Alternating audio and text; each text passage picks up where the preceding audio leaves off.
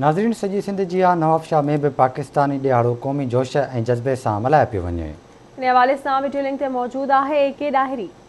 अॼु 23 मार्च योम पाकिस्तान जोशो ख़रोश सां नवाबशाह में मल्हायो पियो वञे। मुख़्तलिफ़ तंज़ीमुनि ऐं सियासी तक़रीबूं पिणु जारी आहिनि।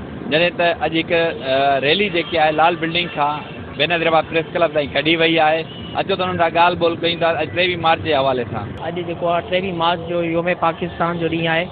इनखे योम पाकिस्तान इन करे चयो वेंदो आहे छो जो हिन ई ॾींहं ते मिंटू पार्क लाहौर में हिकु करारदाद मंज़ूर थी ऐं हिकु मुसलमाननि जो वॾे में वॾो जलसो मुनक़िद थियो जंहिंमें इहा करारदाद पाकिस्तान ठहण जी मंज़ूर थी, जंहिंजी क़यादत क़ाइद आज़म मोहम्मद अली जना साहब कई ऐं ठीक 7 सालनि खां पोइ यानी कि 1940 में करारदाद मंज़ूर थी ऐं 1947 में 14 अगस्त ते मुल्क आज़ादी के नक्शे पे पहुंची वियो ऐं आज़ाद थी वियो। है अगर जुर्म वतन की मट्टी से मोहब्बत तो ये जुर्म सदा मेरे हिसाबों में रहेगा। मैं तमाम अहले वतन के इन गाल जो पैगाम ॾियणु चाहियां थो त असांजे लीडर्स असांजे रहनुमा किरोड़े कुर्बानियूं ॾेई करे असांखे हीउ वतन जेको आहे उहो आज़ादु कराए ॾिनो।